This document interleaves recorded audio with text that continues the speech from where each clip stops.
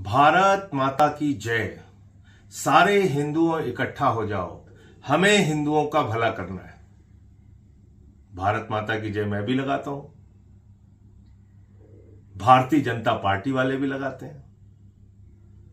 हिंदुओं को एकत्रित करने की बात करते हैं, हिंदुओं का भला करने की बात करते हैं, हिंदुओं के नाम पे राजनीति करते हैं। लेकिन मैं ये पूछना चाहता हूं कि भारत माता की जय कैसे होगी? अगर आप भारत माता के बेटों के साथ अन्याय करेंगे तो भारत माता की जय कैसे होगी?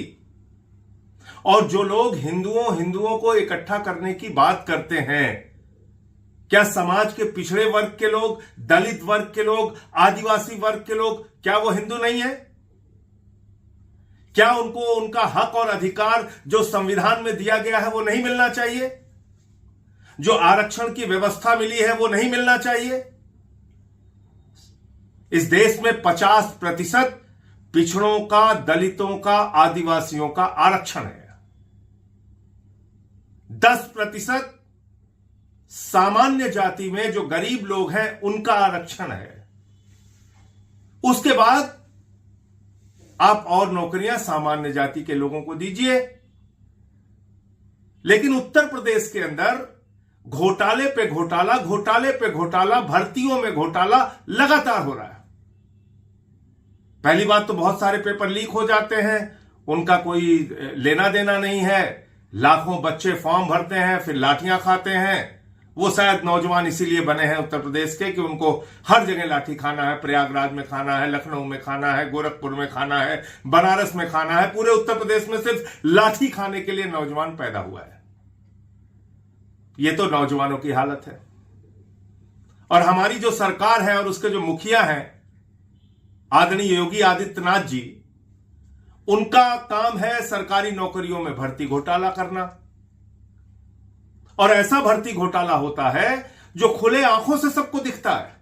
और मैं बार बार इस बात को कहता हूं, कई बार मेरी जाति के लोग मुझसे नाराज हो जाते हैं, लेकिन बार बार मैं इस बात को कहता हूं कि अगर जातिवाद के नाम पर राजनीति करोगे तो दूसरी जातियों के कोप भाजन का, गुस्से का, असंतोष का शिकार बनोगे। और यही काम हो रहा है उत्तर प्रदेश में। मुख्यमंत्री जी और उनके कुछ चहेते लोग, उनके कुछ साथ जुड़े हुए प्रभावशाली लोग, वो ये काम कर रहे हैं कि हम अपनी जाति के लोगों को नौकरियों में भर देंगे, दूसरी जाति के लोगों का आरक्षण का हक मार देंगे और इससे हम बड़े बलवान हो जाएंगे। ये मत भूलिएगा कि जब आप ऐसा करते हैं तो आप 80-85% जो दूसरी जातियां हैं उनके बीच में आप असंतोष का कारण बनते हैं, उनके बीच में आक्रोश का कारण बनते हैं, उनके बीच में गुस्से का कारण बनते हैं। और इसलिए जो क्षत्रिय जाति के लोग, जो मेरी जाति के लोग इस बात से खुश होते हैं कि देखिए कितना बढ़िया काम उत्तर प्रदेश की सरकार ने कर दिया, आदित्यनाथ जी ने कर दिया। 27 भर्ती थी तो 15 सिर्फ अपने जाति के लोगों को दे दिया। इस बात से आज आप खुश हो रहे हैं, लेकिन आप ये भूल जा रहे हैं कि आप 85% दूसरी जातियों के गुस्से का, उनके असंतोष का कारण भी बन रहे हैं। और मैं यही बात आपको बताना चाहता हूं। हमारे प्रधानमंत्री जी पिछड़ों के नेता बनते हैं, कहते हैं हम पिछड़ों के बहुत बड़े नेता हैं। और क्या हुआ है उत्तर प्रदेश में? ये एक भर्ती हुई कृषि विश्वविद्यालय बांदा में, उसमें ये जो आंकड़ा लिखा हुआ है, इसमें 11 ठाकुर, 2 जनरल कास्ट, 2 पीडीए। फिर लखीमपुर में कोऑपरेटिव बैंक की जो भर्ती, जिसका मामला अभी सबसे सामने आया है, उसमें 27 भर्ती, 15 ठाकुर, 4 जनरल कास्ट, 8 पीडीए। फिर गोरखपुर में पोस्टिंग के मामले में वो दिया हुआ है, उसको छोड़ देते हैं, नौकरियों की बात करते हैं खाली। पोस्टिंग में तो चले जाएंगे तो डिटेल में बहुत लंबा वीडियो बनाना पड़ेगा।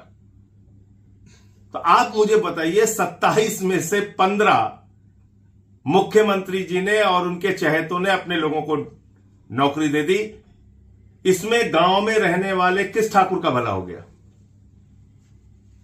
15 नौकरी अपने चाहने वाले लोगों को देकर आप पूरे उत्तर प्रदेश के ठाकुरों का कौन सा भला कर रहे हैं? आप भला नहीं कर रहे हैं ठाकुरों का, आप ठाकुरों को 85% दूसरी जातियों के गुस्से का, असंतोष का कारण बना रहे हैं। अनावश्यक, उनका कोई फायदा नहीं है। और यह भर्ती घोटाला सामने आ रहा है, तो प्रधानमंत्री जी खामोश क्यों है? अगर वो पिछड़ों के नेता हैं तो इस मुद्दे पे क्यों नहीं बोल रहे हैं कि पिछड़ों का आरक्षण क्यों खा लिया गया, दलितों का आरक्षण क्यों खा लिया गया, आदिवासियों का आरक्षण क्यों खा लिया गया? प्रधानमंत्री जी के मुंह से आवाज क्यों नहीं निकल रही? और भारतीय जनता पार्टी के अंदर जो दलित समाज से आने वाले नेता हैं, पिछड़े समाज से आने वाले नेता हैं, अति पिछड़े समाज से आने वाले नेता हैं, आदिवासी समाज से आने वाले नेता हैं, उनके मुंह पे ताला क्यों लगा है? वो क्यों नहीं बोल रहे हैं? उनके मुंह से आवाज क्यों नहीं निकल रही है?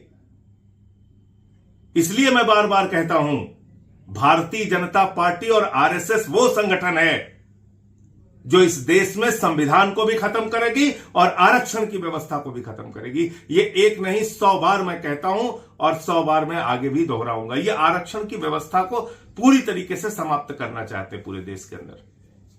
और इसका उदाहरण भी मैं देता हूं, 100 साल हो गए आरएसएस को, आज तक एक भी आरएसएस का प्रमुख ना पिछड़ा हुआ, ना दलित हुआ, ना आदिवासी हुआ। तो आप ऐसे संगठन से, ऐसी पार्टी से, ऐसी सरकार से आप उम्मीद करते हैं कि ये आपके साथ न्याय करेंगे, ऐसा कतई होने वाला नहीं है। इसलिए ये जो भर्ती घोटाला सामने आया है, इसकी गंभीरता से जांच होनी चाहिए। जो लोग इसमें दोषी हैं उनको जेल में भेजना चाहिए और आरक्षण अक्षरशः लागू होना चाहिए।